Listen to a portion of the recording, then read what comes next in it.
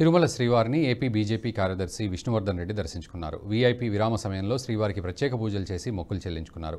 ఈ సందర్భంగా ఆయన మాట్లాడుతూ అన్ని రంగాల్లో దేశాన్ని మోదీ అభివృద్ధి చేస్తున్నారని, మూడోసారి కూడా మోదీ ప్రభుత్వం కోరుకుంటున్నట్లు తెలిపారు. 370 సీట్లు బీజేపీ పార్టీకి రావాలని కోరుకున్నట్లు తెలియజేశారు.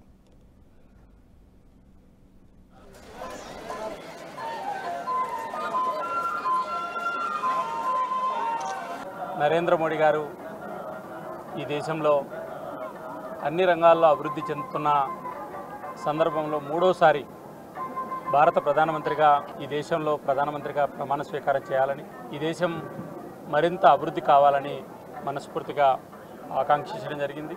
ఖచ్చితమైన విశ్వాసం ఉంది. ఈ దేశ ప్రజలందరూ కూడా అనేక సమస్యల పరిష్కారానికి ఈరోజు నరేంద్ర మోడీ గారి ప్రభుత్వం అయోధ్యలో మందిర నిర్మాణం కావచ్చు, 370 ఆర్టికల్ కావచ్చు, లేదా ఈ దేశంలో అప్రస్తుతంగా ఉన్నటువంటి సమస్యల పరిష్కారానికి వారు ముందుండి నడిపించారు. దేశ ప్రజలందరూ కూడా గుర్తించారు. దక్షిణాది రాష్ట్రాల నుంచి కూడా బలమైనటువంటి పార్లమెంటు సభ్యులు నరేంద్ర మోడీ గారి మూడోసారి ప్రధానమంత్రిగా ప్రమాణ స్వీకారం చేసే సందర్భానికి అధిక సంఖ్యలో సభ్యులు ఉండాలని చెప్పి ఆకాంక్షిస్తున్నాం.